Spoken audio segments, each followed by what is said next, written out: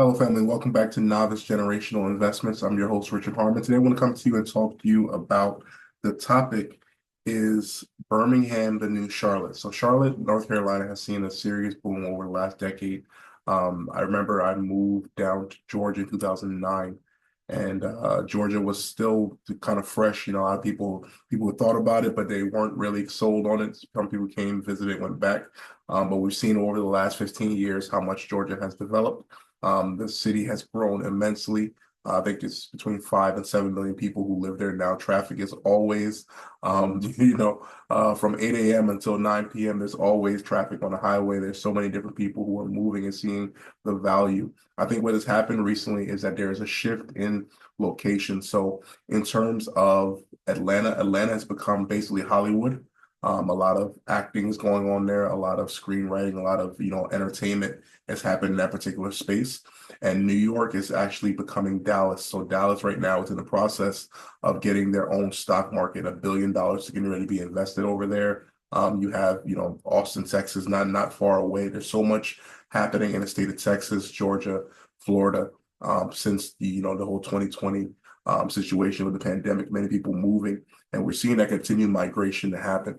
So my thought right now is that as Atlanta becomes LA, Charlotte develops into basically a new Atlanta. Where would likely be a new Charlotte? Charlotte is mostly a place where people ignored. When you talked about going south, you talked about going to Atlanta, you talked about going to Florida. Sometimes you talked about going to Tennessee.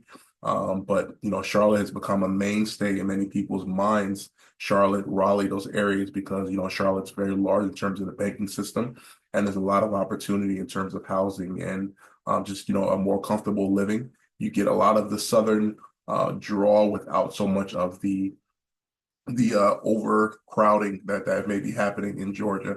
So, where is the next place of where it's slowly growing, but not so much of a boom and not so much of a place where people have recognized. And I wonder if that will be Birmingham, Alabama. So Charlotte right now is currently 3 hours away from Atlanta. When you look at a location that's similar in nature, you hit Birmingham. Cat Williams, who had the viral all-time interview at the beginning of the year, has just recently bought a 117-acre property in Birmingham. And he's planning on building a studio there. Tyler Perry, he's one of the first who went out and bought and built his studio in Atlanta, just outside of a downtown area, and he's kind of developed that where a lot of the actors are finding their way there, rather than living in an expensive place like Hollywood. They're living in Atlanta. They're enjoying different comforts that come along with that. So now my thought and my question is, where's a place that people can invest in that hasn't exploded in price range yet?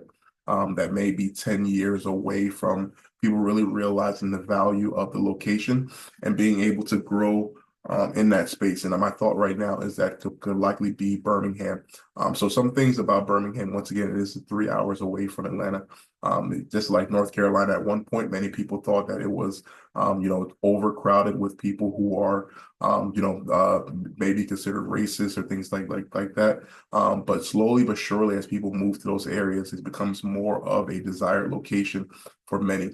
So with Birmingham being so close, we have Tennessee right above it and some other locations as well. It becomes something that is very cheap land to build on. At many parts of Atlanta, you can get some significant property for a very reduced cost in terms of that southern metro area and things of that nature. So this is going to be an interesting process right now. I think that it has a great value. And as you see with Cat Williams, as he develops that space, I think 50 Cent bought a location in Louisiana as well. So that whole area, that whole southern region, I'm not sure if you guys are aware, but I think Amazon, or either Amazon or Google, they went out and they bought a space. They're building a data center in Mississippi. So that whole location, I think, between Texas and Georgia is going to be developed here in the next 20 years. It's going to be, for us who look at it and see it as, country space, I think it's very logical that that area is going to be very highly populated, with so many people who are crossing the border at a continuous pace. It makes sense rather than going to these northern states. Just buying land in those areas. You're a quick 2 hour, 1 hour flight from Dallas. You're a 2 hour flight from Atlanta, and you get to live in a pretty relatively cheap space while still being relatively close to where a lot of the money is. So there's a lot of different benefits and opportunities that lie in these places. Yet and still, there's still a drawback. For a lot of times when you are the first person in a particular area, a lot of the infrastructure is not built in the way that you're used to. And say like, and say in terms of a Dallas or in terms of a New York. So you're going there, you'll have a lot of, things that you're building on, but the opportunity is great. Imagine the people who bought housing in Atlanta, in Texas, and South Carolina and Florida back in 2010 or 2011. They bought those properties for $50,000, $100,000, and those properties are now worth, 700, 800, 900,000. I know someone in particular who bought their house in 2011 for 150,000 is now worth $900,000. So there's a lot of room. So if you buy it over that period of time, your mortgage may be $75,000, but you have an equity position of close to $700,000, $800,000. So there is definitely a way for us to scale up, and we want to be thinking about what the next investment is. Simple money. On this channel, we focus on making simple decisions that will benefit us greatly in the long run, ourselves and for our generation. And for those who are looking for that next move, who aren't so much into the big city life and looking for a quieter location, a lot of times finding those other opportunities is going to be a big chance for you to gain a lot of equity and a lot of cash.